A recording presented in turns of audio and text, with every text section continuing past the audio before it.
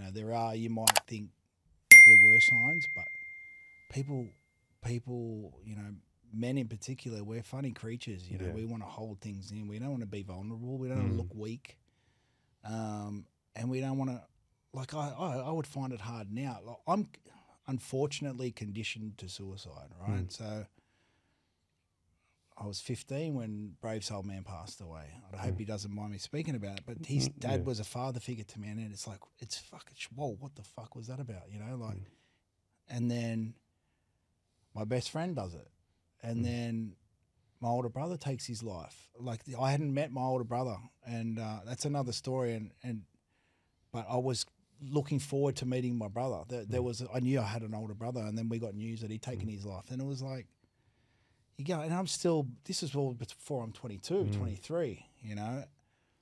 So I become somewhat conditioned to it. It's almost like it's a normality. It's a normality, and it's completely not normal. Yeah. So I probably had a better understanding of it than most people. And when we were playing, it wasn't until the back end of our career, my career, was when it was spoken about and people were aware of it, and life after footy. Now, it worries me more now with retirement and where my teammates are at, because it's just a common story with players that retire, that in any sport.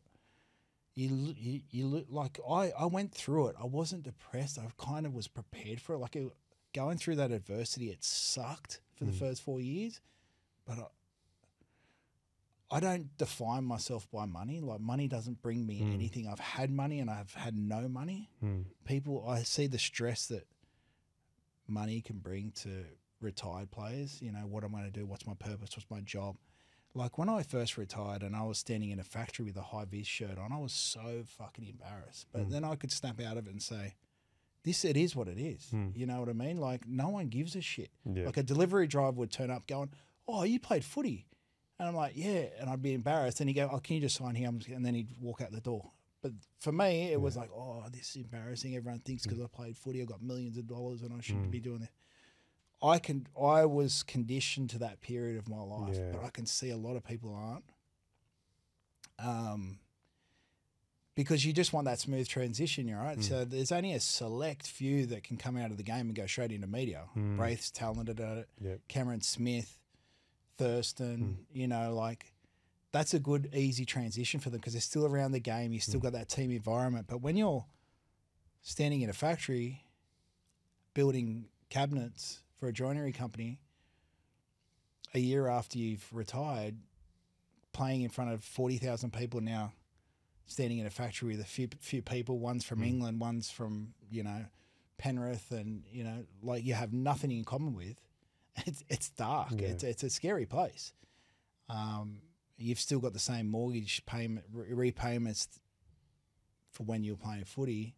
Now you're on a lot less, 70 grand a year. You know, like, you're trying to chase work here and there. So it's a slippery slope for players that are retired, I believe. Like, that's the part where I think we need to be more proactive around retired players, especially in that first.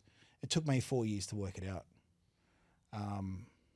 And I've had people close to me that I've kept an eye on from afar, because I knew what you struggle to accept that no one gives a shit about you anymore.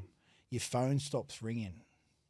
Like, you might be in the first year of retirement, everyone still knows who you are. And then the second year, third year, you might get every 20, 30th person come past, say, "Oh, I remember you. Like, can I get a photo?" But that all stops, all the photos and all the, because you're not playing anymore. You were someone when you were giving that person joy when you're playing on the field, but now you're just a memory. And you got to let go of that, and you got to accept that once it ends, it ends. It's done. It's done.